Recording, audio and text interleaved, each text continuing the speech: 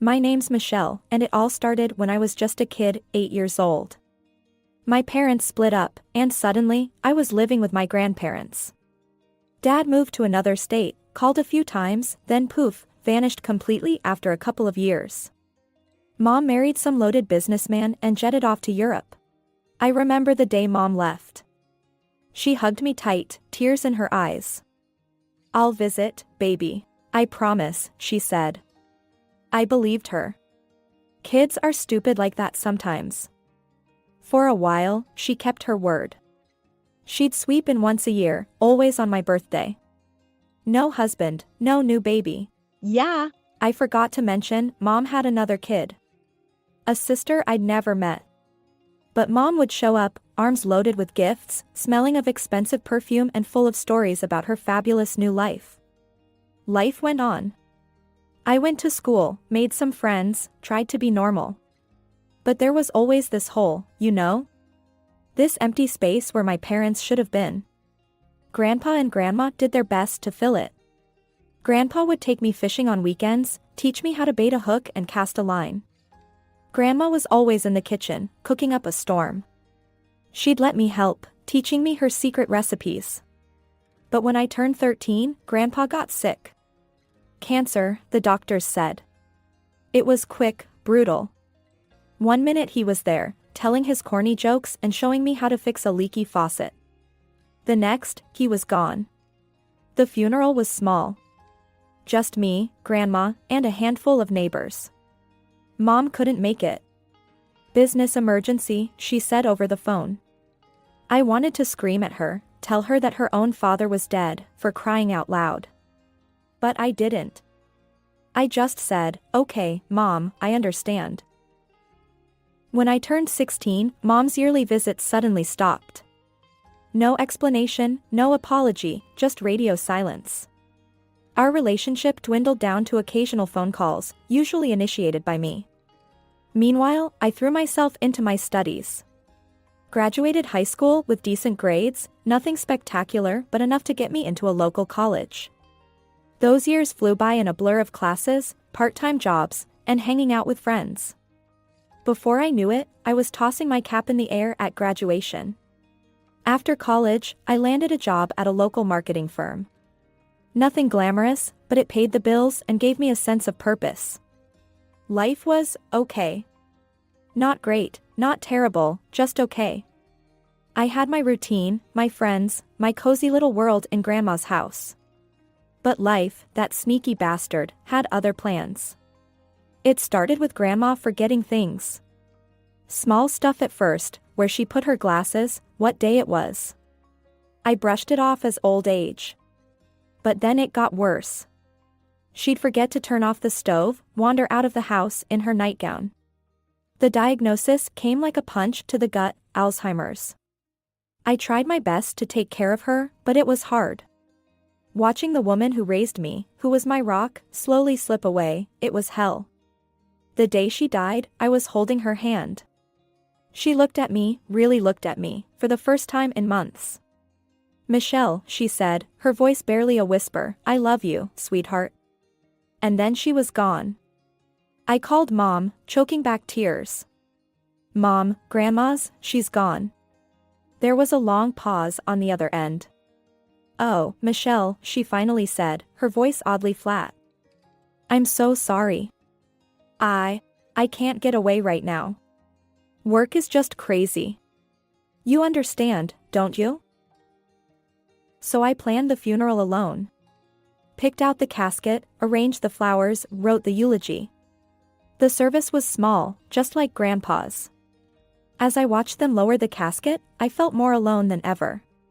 After the funeral, I went back to Grandma's house, my house now, I guess. It felt too big, too empty. But I couldn't bear the thought of leaving. This was my home, filled with memories of the two people who'd raised me. Life went on. I threw myself into work, trying to fill the void Grandma left behind. Months passed, then a year, then 2. Then, out of the blue, Mom called. "Michelle, darling," she chirped, sounding oddly cheerful. "I have wonderful news. Your sister's coming to America for college." Isn't that exciting? I blinked, caught off guard. Yeah. I guess. That's nice. Here's the thing, Mom continued, her voice taking on that syrupy sweet tone she used when she wanted something. She wants to go alone, but I'm worried about her. I was hoping she could stay with you. I felt my stomach drop. Mom, I don't think. Now, Michelle, she cut me off, her voice suddenly sharp. Let's not forget who that house really belongs to. I'm the direct heir, you know. I've been very generous letting you live there. The least you could do is look after your sister. I felt like I'd been slapped. But Grandma left the house to me, I said weakly. She wrote a will. Mom laughed, a cold sound that sent chills down my spine. Oh, sweetie.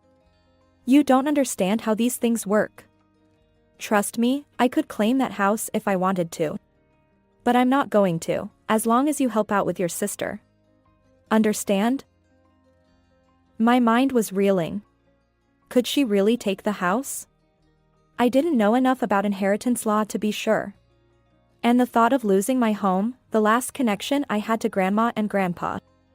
The day my sister arrived felt like the beginning of the end. I stood at the airport, holding a sign with her name, Chloe, feeling like an idiot. I'd only seen her in Mom's Facebook photos, always dolled up and posing like a model. I figured I'd spot her easily. Boy, was I wrong. I almost missed her when she strutted out of the arrival gate. This girl looked nothing like the sister I'd seen in pictures. She was, well, perfect.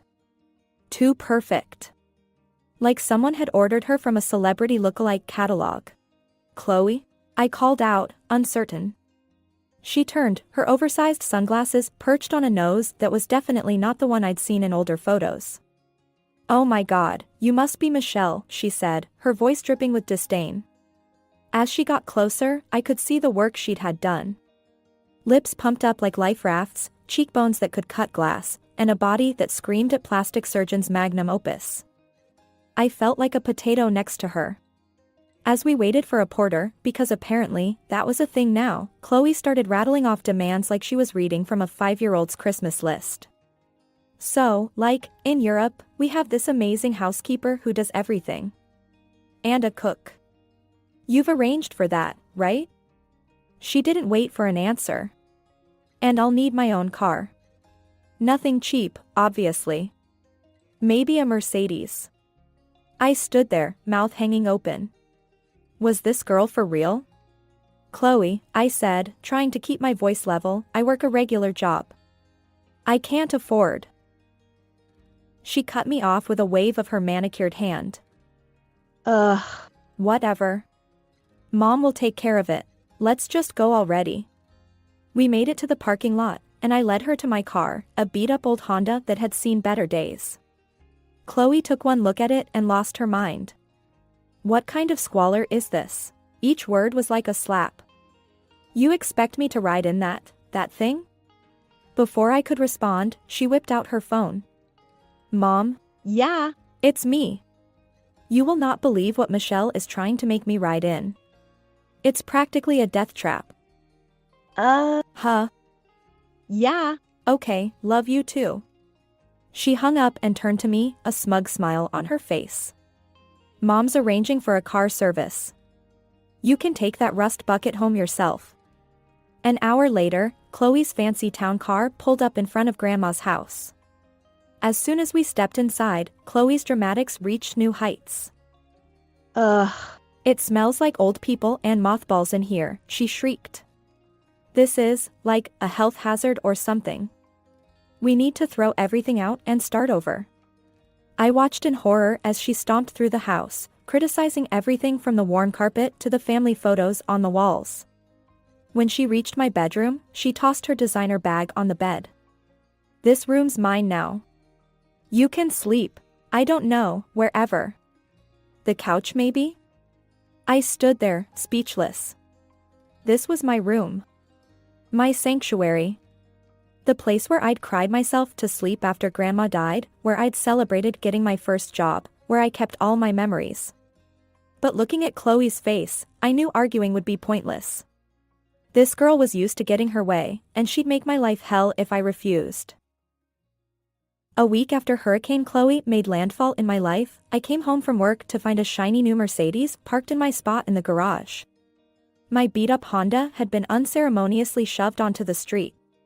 "What the hell?" I muttered, stepping into the house. Chloe was sprawled on the couch, scrolling through her phone.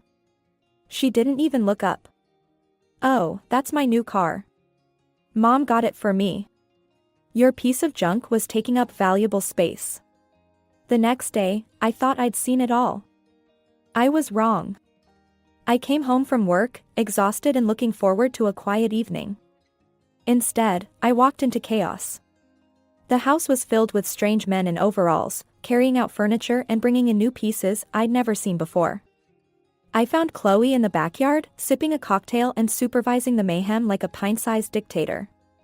"Oh, you're home," she said, not bothering to look at me.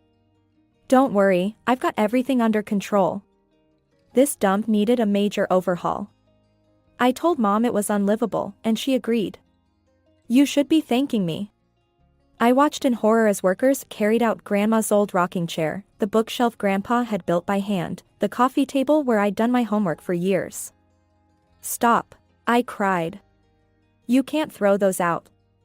But it was too late. I could only watch helplessly as my memories were tossed into a dumpster. That night, I called Mom, tears streaming down my face. "How could you let her do this?" I sobbed. "This is my home."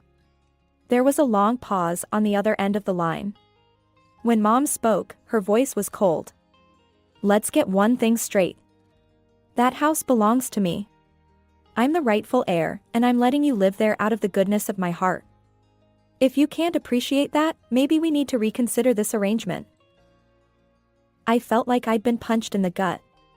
You wouldn't. "Just be grateful and keep quiet," Mom snapped. "And for God's sake, try to be nicer to your sister. She's doing you a favor." The line went dead. I sat there, phone in hand, feeling like my whole world was crumbling around me. The renovation lasted 2 hellish weeks. I came home every day to find more of my life erased, replaced by Chloe's idea of fashion. The warm, cozy home I'd grown up in was transformed into something out of a sterile design magazine. When it was finally over, I stood in the living room, feeling like a stranger in my own house. The familiar floral wallpaper was gone, replaced by stark white paint. Grandma's comfy old sofa had been swapped for a sleek leather monstrosity that looked about as comfortable as sitting on a rock. The family photos that used to line the walls were nowhere to be seen. As I retreated to my new room, the smallest bedroom, since Chloe had claimed the master for herself, I couldn't shake the feeling that I was losing more than just furniture. I was losing my connection to Grandma and Grandpa, to the life I'd built here. Just when I thought things couldn't get any worse, Chloe decided to turn our house into party central. It started small, just a few friends over on a Friday night. But soon, it was like living in a nightclub that never closed. Every weekend, sometimes even on weeknights, the house would fill up with Chloe's college buddies. They were all cut from the same cloth as her, rich, entitled, and looking down their noses at everything and everyone they deemed beneath them. Which, apparently, included me. One night, I overheard Chloe talking to one of her friends in the kitchen. I wasn't eavesdropping, I swear. I was just trying to grab a quick snack before retreating to my room to escape the chaos. "Who's that?" I heard a girl ask. "She looks kinda old to be here." Chloe's laugh was like nails on a chalkboard. "Oh, that's just Michelle. She's like this distant cousin or something. Mom lets her work here as a maid." I slammed the fridge shut, not caring if they heard me. Tears stung my eyes as I stormed back to my room. How dare she? This was my house, damn it. The next morning, after Chloe had finally rolled out of bed around noon, I confronted her. "No more parties," I said, trying to keep my voice steady. "This has to stop. I'm tired of coming home to a house full of strangers. I'm tired of the noise, the mess, everything." She rolled her eyes. "God, you're such a buzzkill. No wonder you don't have any friends." This isn't about friends, I said. The neighbors are complaining. There are families with kids next door, elderly people who can't sleep because of your noise. Not my problem, Chloe shrugged. They should move if they can't handle a little fun. I was about to really let her have it when the doorbell rang. It was Mrs. Johnson from next door, looking tired and frustrated. Michelle, dear, she said, I hate to be a bother, but these parties, they're getting out of hand. Last night, someone threw up in my rose bushes. I felt my face burn with shame. I'm so sorry, Mrs. Johnson. It won't happen again. I promise. As soon as I closed the door, I turned to Chloe. That's it. No more parties. I mean it. The next day, I got a call from Mom. I should have known Chloe would go running to her. Michelle, Mom's voice was sharp. What's this I hear about you trying to control your sister? I took a deep breath. Mom, it's not like that. The parties are out of control. The neighbors are complaining. The neighbors? Mom cut me off. Who cares about the neighbors? Your sister is trying to make friends, to have a normal college experience. And you're trying to ruin it for her. But Mom. No buts, she snapped. I won't have you interfering with Chloe's studies or her social life. Do you understand me? I felt something snap inside me. All the frustration, all the anger I'd been holding back, it all came rushing out. No, Mom, I don't understand, I said, my voice shaking. I can't live like this anymore. Take your precious Chloe back to Europe if you want, but I'm done being her maid and punching bag. I hung up before she could respond, my heart pounding. I'd done it. I'd finally stood up for myself. Just when I thought I'd finally taken a stand, life threw me another curveball. A week after my ultimatum to Mom, she showed up on my doorstep unannounced. She looked different, tired, worn down in a way I'd never seen before. Michelle, she said, her voice quivering. We need to talk. I let her in, my mind racing. Was she here to take the house? To drag Chloe back to Europe? Instead, she dropped a bombshell that left me reeling. I'm sick, Michelle, she said, tears welling up in her eyes. The doctors, they don't think I have much time left. I felt like the floor had dropped out from under me. What? Mom, what are you talking about? She went on to explain about some rare disease, using medical terms I didn't understand. But the gist was clear, Mom was dying. That's why I need you, sweetheart, she said, gripping my hand. Chloe, she's going to need someone when I'm gone. Someone to guide her, to be there for her. I need to know she'll have you. If you do, well, I'll make sure you're taken care of too. The house will be yours, free and clear. I blinked. But, the house is already mine. Grandma's will. Mom waved her hand dismissively. As Grandma's daughter, I'm the primary heir. I could claim at least half the house if I wanted to. My head was spinning. I need time to think, I stammered. Mom nodded, wiping away a tear. Of course, dear. I'll be here for a couple of days. We can talk more. Those 2 days were surreal. Mom fawned over the renovations Chloe had done, praising her exquisite taste at every turn. I was silent, afraid to say something rude about it. But the weirdest part was Chloe's behavior. It was like someone had flipped a switch. Gone was the party girl, replaced by a perfect angel who helped with dishes and spoke in a sickeningly sweet voice. She even offered to make dinner one night, though I noticed she ordered takeout and tried to pass it off as her own cooking. Mom ate it up, literally and figuratively. See how thoughtful your sister is, she cooed. You two are going to be so good for each other. I wanted to scream. Couldn't Mom see through this act? But every time I opened my mouth to protest, I remembered Mom's words about the house. About her illness. Could I really risk losing everything? On the last night of Mom's visit, she cornered me in the kitchen. Have you thought about what I said? She asked, her eyes pleading. I took a deep breath. Yes, I said finally. I'll try for you. Mom's face lit up. She pulled me into a hug, something she hadn't done in years. Thank you, sweetheart. You don't know what this means to me. I can go back to Europe knowing Chloe will be in good hands. The ink had barely dried on Mom's departure when Hurricane Chloe made her grand return. The following week, I got off work early and headed home, looking forward to a quiet evening. As soon as I turned onto our street, I knew something was wrong. The bass from some EDM track was so loud it made my car windows vibrate. I burst through the front door to find my worst nightmare come to life. The house was packed with people, drunk college kids, sketchy-looking older guys, even a couple making out on my grandmother's antique table. Chloe, I screamed over the music. Where are you? I pushed through the crowd, dodging spilled drinks and grabbing hands. When I reached Chloe's room, I found the door locked. Without thinking, I kicked it open. Chloe was there, tangled up with some guy I'd never seen before. They both looked up at me, startled. What the fuck? Chloe shrieked. Get out. Something in me snapped. All the frustration, all the anger I'd been bottling up for months came pouring out. No, you get out, I roared. All of you. This party is over. I stormed through the house, turning off the music and shouting at people to leave. When they didn't move fast enough, I grabbed the phone. I'm calling the cops, I yelled. Anyone still here in 5 minutes is getting arrested. That got them moving. The house emptied in record time, leaving behind a mess that made my stomach turn. Chloe emerged from her room, her face twisted with rage. What the hell is wrong with you? She spat. You're just jealous because I know how to have fun.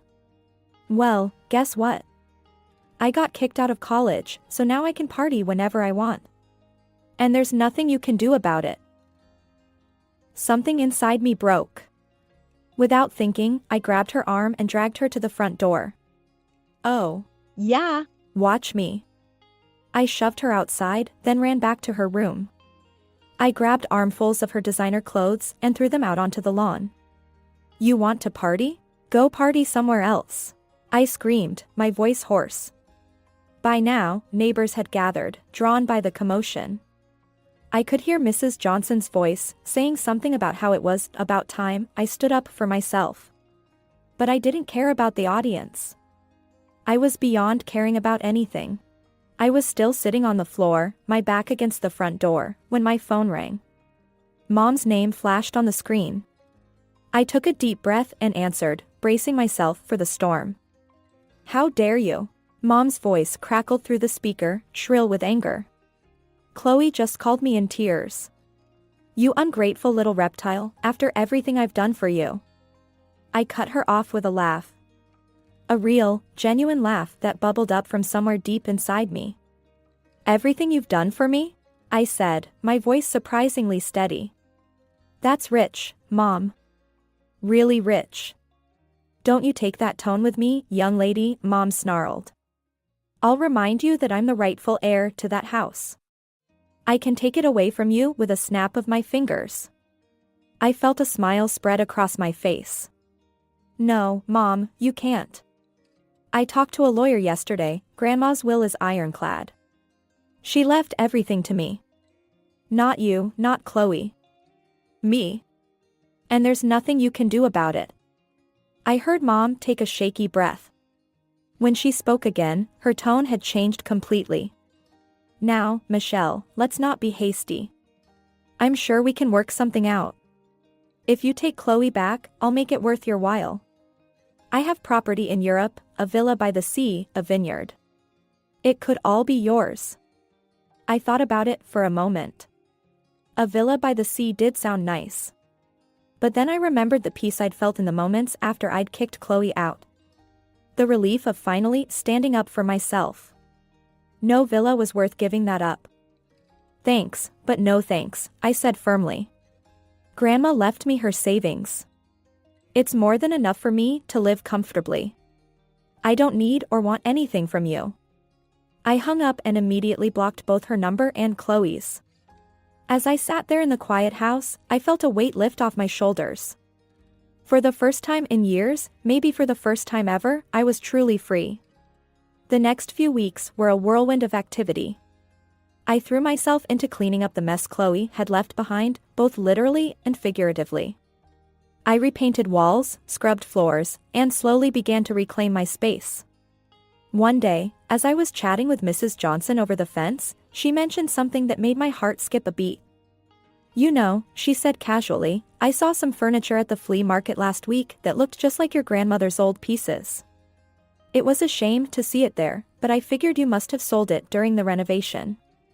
I thanked her and raced to my car.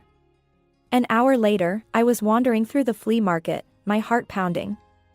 And there they were, the grandma's old rocking chair, the bookshelf Grandpa had built, even the coffee table where I'd done my homework for years. I bought them all back for a fraction of what they were worth to me. The vendor looked at me strangely as I hugged the rocking chair, tears in my eyes, but I didn't care. Over the next few days, I transformed one of the spare bedrooms into a replica of Grandma's old living room. As I arranged the familiar furniture, hung the old family photos back on the walls, I felt like I was rebuilding more than just a room. I was rebuilding my connection to my past, to the people who had loved me unconditionally. Months have passed since then. The house is quiet now, peaceful. Sometimes, when I sit in Grandma's rocking chair, reading a book or just enjoying the silence, I think about everything that's happened. About Mom and Chloe and the life I thought I wanted. I won't pretend it doesn't hurt sometimes, knowing I've cut ties with the only family I had left. But then I look around at the home I've reclaimed, at the life I've built for myself, and I know I made the right choice.